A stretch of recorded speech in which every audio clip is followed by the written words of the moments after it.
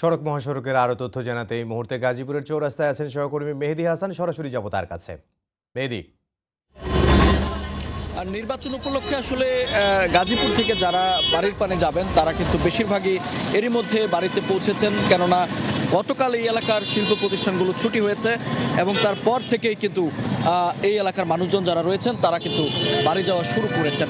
এবং সেটি যদি ধরতে সেই হিসেব অনুযায়ী কিন্তু অর্থাৎ প্রায় একদিন পেরিয়েছে মানুষের এই ঘরমুখো মানুষের এই বাড়ি ফেরার সময়। আমরা দেখছি এখনও কিছু কিছু মানুষ সড়কে দাঁড়িয়ে আছেন বাড়ির পানে যাওয়ার উদ্দেশ্যে।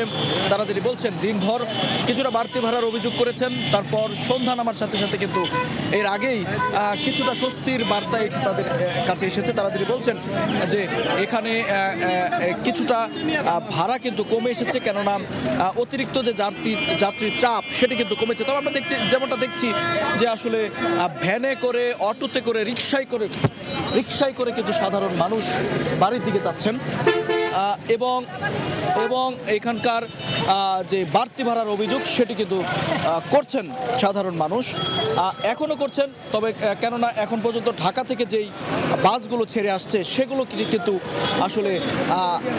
আসলে কোনো সিট নেই এখন পর্যন্ত। যারা যাচ্ছেন তারা যেটি বলছেন যে বাসে দাঁড়িয়ে কিংবা ট্রাক আসলে ট্রাকে দাঁড়িয়ে তাদেরকে আসলে যেতে হচ্ছে, আমরা যেমনটি দেখছি। এমন সেই সুযোগে কিন্তু আমরা দেখছি যে এখানকার যারা ছোট অর্থাৎ অটো সহ ছোট যে যানবাহনগুলো রয়েছে তারাও কিন্তু কিছুটা বাড়তি ভাড়ার অভিযোগ করেছে। তো এই ছিল গাজীপুর থেকে ঘরমুখো মানুষের সবশেষ খবর কাছে। গাজীপুর থেকে মেহেদী হাসান।